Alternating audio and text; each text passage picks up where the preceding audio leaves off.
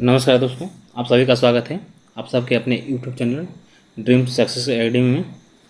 दोस्तों आज हम बात करेंगे और खान सर की पुस्तक को कवर करेंगे। कुछ चीज़ें आपको बता दें कि दोस्तों ये जो है खान सर की जो पुस्तक है वो प्रीवियस ईयर क्वेश्चन बैंक का सार संग्रह है। ठीक है, इसमें आपको देख लीजिएगा कि जो year wise topic wise pointer, जिसमें general awareness, general knowledge and general science को कवर किया गया है।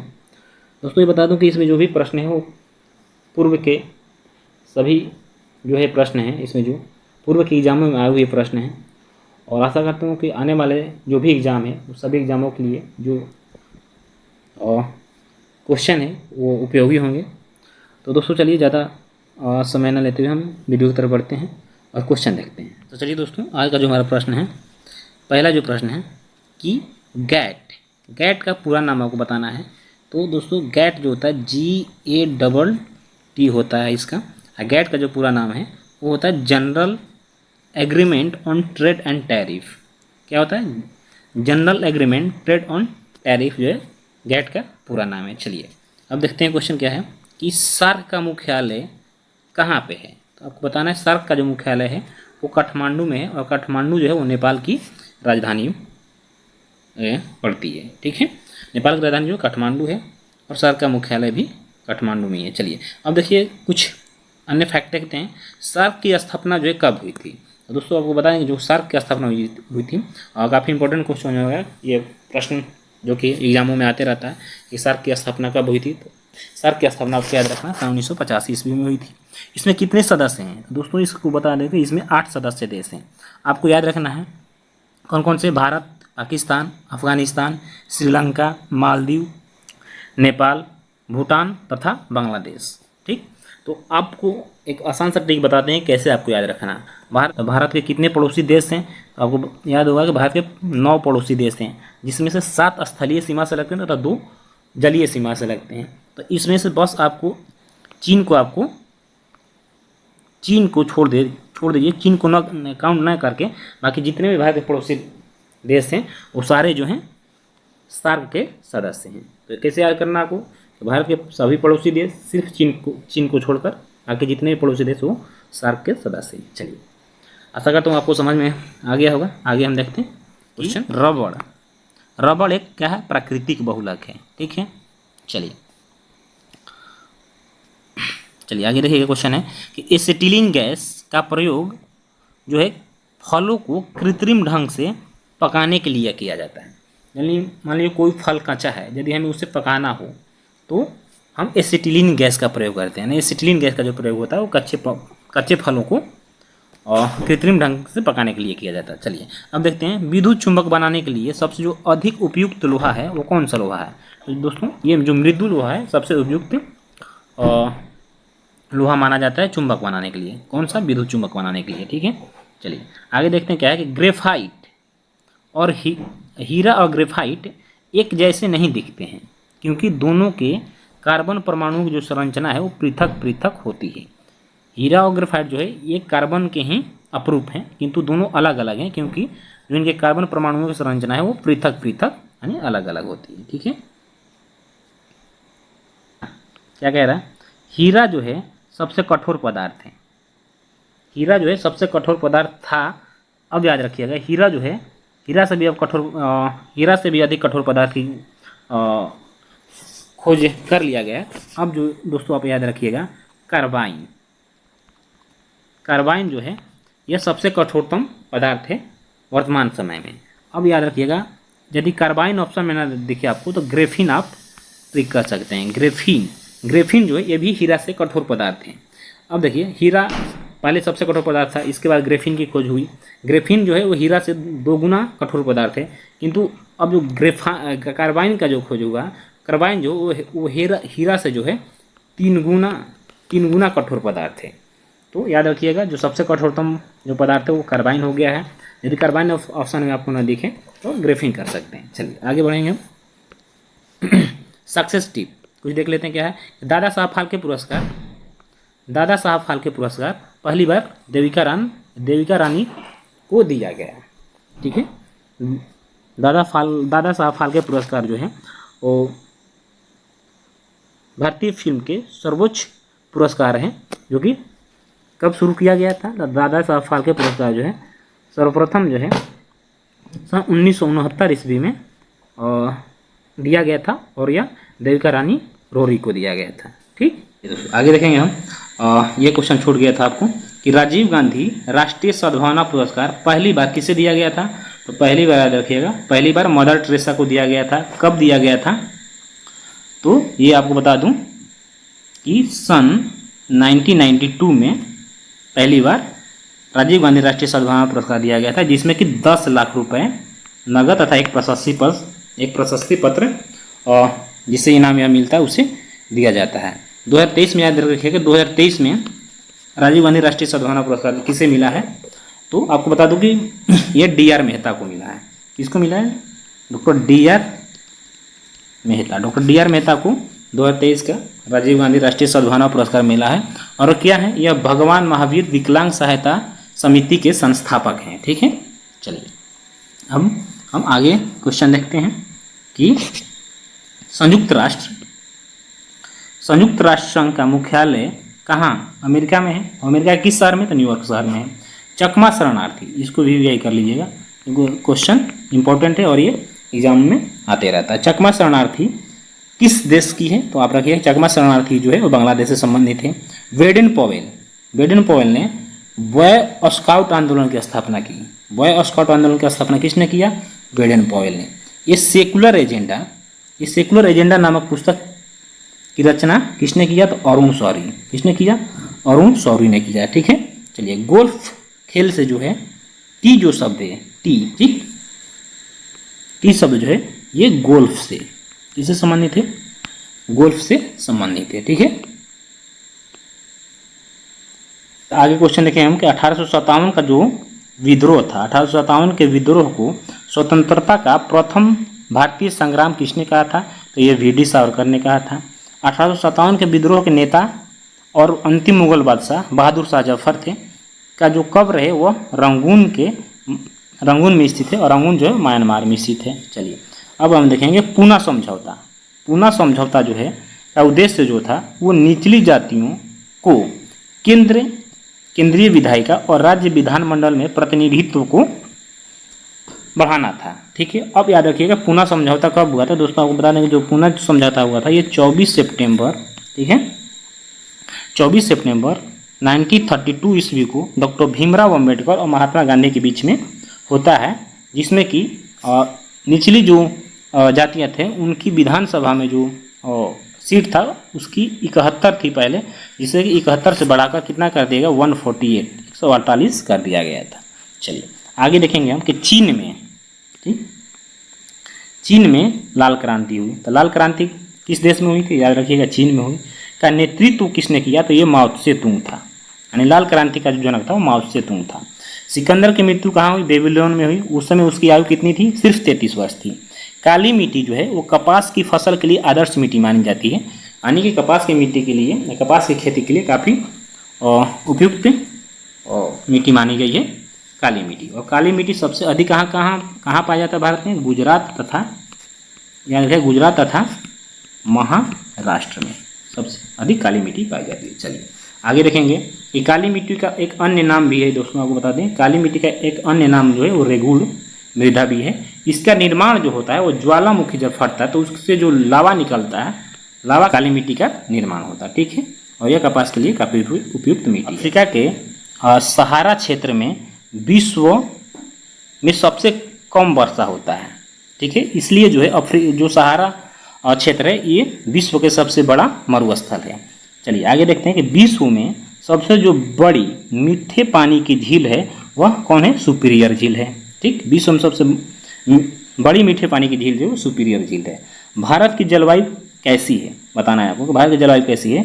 तो याद रखिएगा भारत की जो जलवायु है वो उष्ण कटिबंधीय मानसूनी जलवायु है। ठीक, चलिए आगे है कि भारत में, ठीक है, भारत में सरकार का जो संसदीय स्वरूप है वो किस देश से लिया गया है। तो भारत में जो सरकार का संसदीय स्वरूप है वो ब्रिटेन से लिया गया है। भारत में संविधान संशोधन की जो प्रक्रिया है वह दक्षिण अफ्रीका के संविधान से लिया गया है। कहाँ से? दक्षिण अफ्रीका के संविधान से लिया गया है। भारत के संविधान में जो मौलिक अधिकार है वो अमेरिका, संयुक्त राज्य अमेरिका यानी यूएसए के संविधान से लिया गया है, तथा जो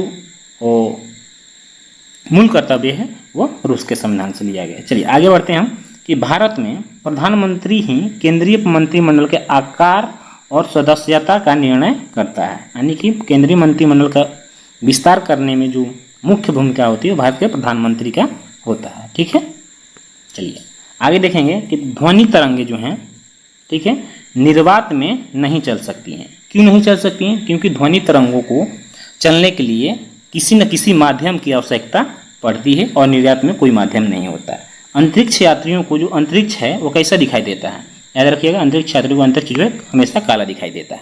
ड्यूटेरियम ऑक्साइड जिसको हम D2O भी कहते हैं, इसे हम भारी जल का सूचक मानते हैं, यानी भारी जल किसे कहते हैं? तो ड्यूटेरियम ऑक्साइड को भारी जल भी कहते हैं। बिजली के बल्ब का जो तंतु होता है वह किस वस्तु का बना होता है? तो आपको बता दें कि जो तंतु होता है वो टंगस्टन का बना होता है। तंतु मतलब जो फिलामेंट होता है, जो आप देखे होंगे घरों में जो बल्ब लगा होता है उसमें जो वो पतला वाला लाइट, जो पतला वाला तार होता है जो कि जिसे हम फिलामेंट कहते हैं, वह टंगस्टन की बनी होती है। ठीक है, चलिए आगे बढ़ेंगे।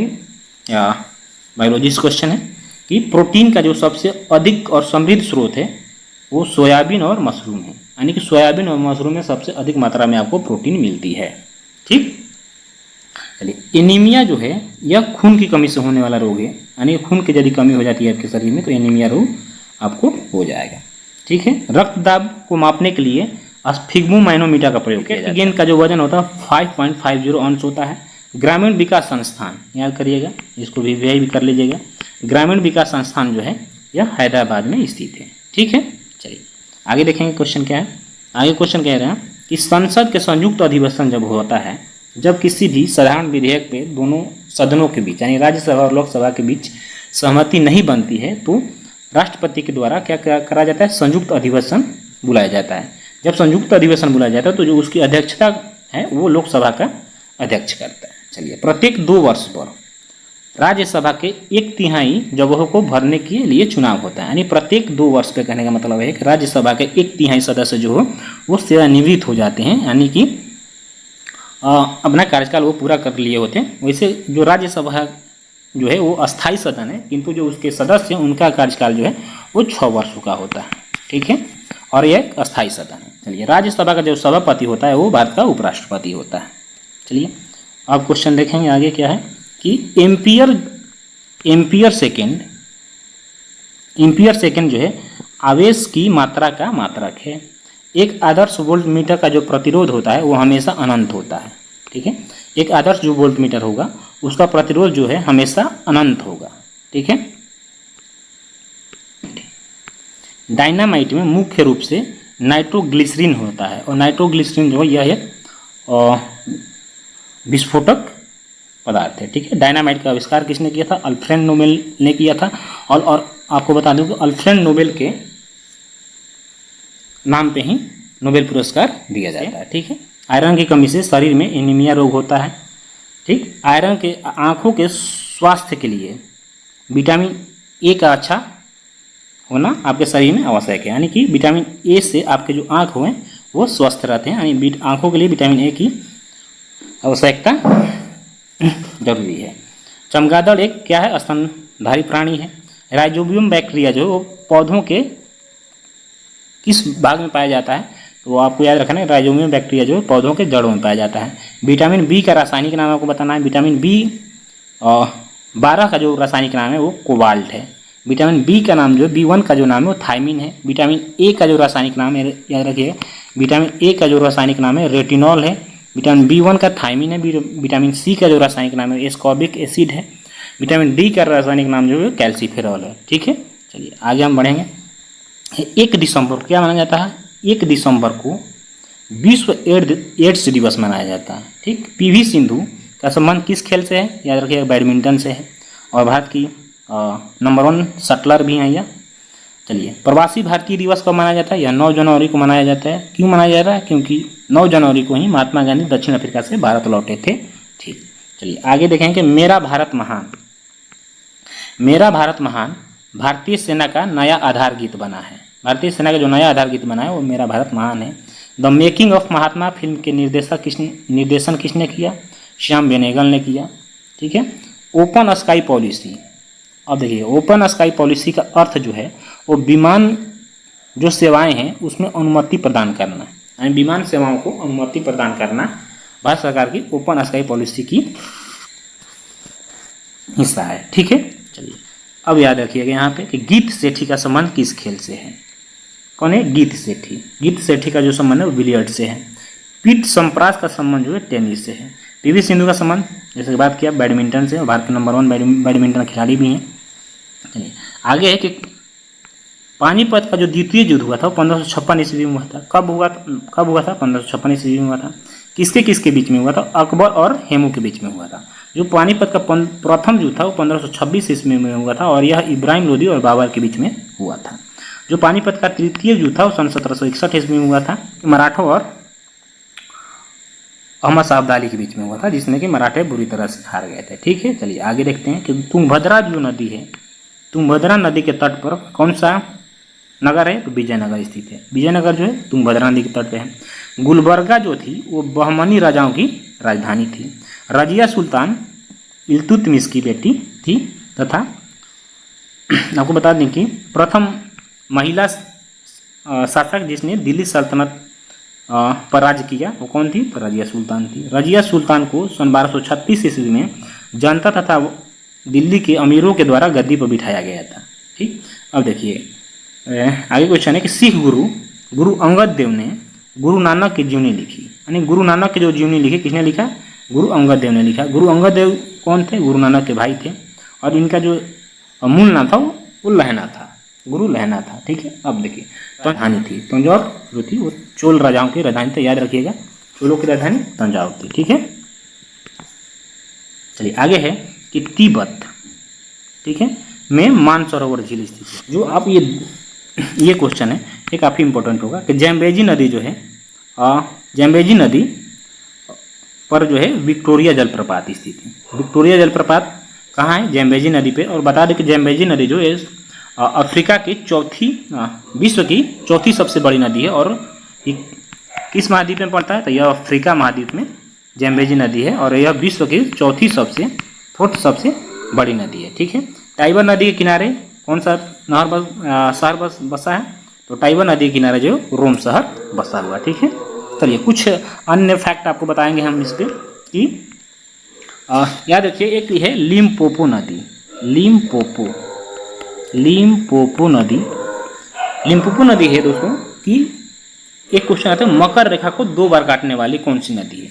तो मकर रेखा को याद रखिए यहाँ पर मकर रेखा को, ठीक है, मकर रेखा को 2 बार काटने वाली जो नदी है वो लिम्पोपो नदी है। और यह मस्ट क्वेश्चन है क्योंकि यह एग्जामों में आता रहता है। एक क्वेश्चन आता है कि भूमध्य रेखा को 2 बार काटने वाली कौन सी नदी है? भूमध्य रेखा को 2 बार काटने वाली कौन सी नदी है? याद रखिएगा भूमध्य रेखा को 2 बार काटने वाली जो नदी है वो कांगो नदी है। और एक तीसरा है कर्क रेखा। कर्क रेखा को 2 बार काटने वाली कौन सी नदी है? तो वो अपने भारत की माही नदी जो है वो कर्क रेखा को 2 बार विसर्जन के द्वारा क्या होता है? तड़ित उत्पन्न होता है। हीरे की चमक का जो कारण है वो प्रकाश का पूर्ण आंतरिक परावर्तन है। हीरे की चमक का जो कारण है प्रकाश का पूर्ण आंतरिक परावर्तन है। नाभिकीय संलयन जो है वो सूर्य की ऊर्जा का मुख्य कारण है। ठीक है। न्यूटन की गति विषयक का जो तृतीय नियम है वह उसे हम क्रिया प्रतिक्रिया का नियम भी कहते हैं। संवेग जो है एक क्या है? सदिश राशि है। बल आघूर्ण का जो मात्रक है वो न्यूटन क्या है? न्यूटन मीटर है। ठीक है। बल आघूर्ण का जो ईसाई मात्रक होता है वो न्यूटन मीटर होता है। रॉकेट के ऊपर जाने का जो सिद्धांत है वो संवेग संरक्षण के सिद्धांत पर कार्य करता है। रॉकेट यानी कि जब ऊपर जाता है तो वह किस सिद्धांत पर कार्य करता है? तो याद रखिएगा वह संवेग संरक्षण के सिद्धांत पर कार्य करता है। ठीक है। ठीक है। मैग्नेटाइट यह क्या है? लोहे का अयस्क है जिसमें कि 72% लोहा होता है। वनस्पति घी को बनाने के लिए हाइड्रोजन गैस का प्रयोग किया जाता है। वनस्पति घी यानी कि डालडा, जिसको हम आसान लैंग्वेज में समझिए, डालडा जो होता है, डालडा को बनाने में जो है किस गैस का प्रयोग किया जाता है? तो हाइड्रोजन गैस का प्रयोग किया जाता है, यानी कि हाइड्रोजनीकृत कर हम डालडा का निर्माण करते हैं। सबसे खराब वायु प्रदूषण जो है करने वाला जो पदार्थ है वो है सल्फर डाइऑक्साइड, यानी SO2 जो है सबसे खराब प्रदूषक है वायु को प्रदूषण करने में, ठीक है, प्रदूषित करने में। चलिए अब देखिएगा स्टेनलेस जो स्टील है, स्टेनलेस स्टील है जो है यह किसका मिक्सचर है। तो स्टेनलेस स्टील जो है वो लोहा, क्रोमियम तथा निकेल यानी कि Fe+ और Cr+ Ni का क्या है, मिश्र धातु है, ठीक है। चलिए आगे, विषाणु यानी वायरस द्वारा रेबीज नामक रोग होता है, यानी कि जब कुत्ता काट लेता है तो कुत्ता के काटने से रेबीज होता है और यह वायरस के कारण होता है, ठीक है। मानव को जो सामान्य रक्तदाब यानी कि जो ब्लड प्रेशर है वो 120/80 होता है, ठीक। शहद का जो मुख्य शहद में जो मुख्यतः यानी कि जो जिसको मधु बोलते हैं, नहीं मधु में जो शहद, मधु को बोला जाता है, शहद में मुख्यतः क्या पाया जाता है, कार्बोहाइड्रेट पाया जाता है। क्लोरोफिल जो है वो क्लोरोफिल प्रकाश बैंगनी और रक्त को अवशोषित कर लेता है। यकृत, वृक्क और अग्नाशय, यह क्या है, ये तीनों ग्रंथियां हैं। गर्भवती स्त्रियों में प्रायः किस चीज़ की कमी हो जाती है, तो जो गर्भवती स्त्रियां हैं उसमें कैल्शियम और आयरन की कमी हो जाती है, ठीक है। चलिए दोस्तों आगे देखें हम क्वेश्चन को कि भारत जो है राज्यों का संघ है और इसका उल्लेख जो है वो संविधान के अनुच्छेद 1 में किया गया है। भारत राज्यों का संघ है और इसका उल्लेख संविधान के अनुच्छेद 1 में किया गया है। राज्यसभा द्वारा लोकसभा को धन विधेयक 14 दिनों में लौटा दिया जाना चाहिए। यदि लोकसभा कोई विधेयक कोई धन विधेयक हो और यदि वो राज्यसभा में भेजती है तो राज्यसभा द्वारा उसे 14 दिनों में लौटाना होता है। आगे क्वेश्चन है कि अशोक द्वारा जो सांची का स्तूप बनाया गया था, कहाँ बनाया गया था, यह मध्य प्रदेश में बनाया गया था, ठीक है। चंद्रगुप्त द्वितीय के जो प्रसिद्ध चंद्रगुप्त द्वितीय के समय प्रसिद्ध चीनी यात्री कौन आया था, फाहियान ने भारत यात्रा की थी। तो चंद्रगुप्त द्वितीय के समय जो चीनी यात्री आया था वो फाहियान आया था। याद रखिएगा कि चंद्रगुप्त मौर्य थे, चंद्रगुप्त मौर्य के समय जो चीनी यात्री आया था वह कौन था, मेगास्थनीज था, ठीक है। चलिए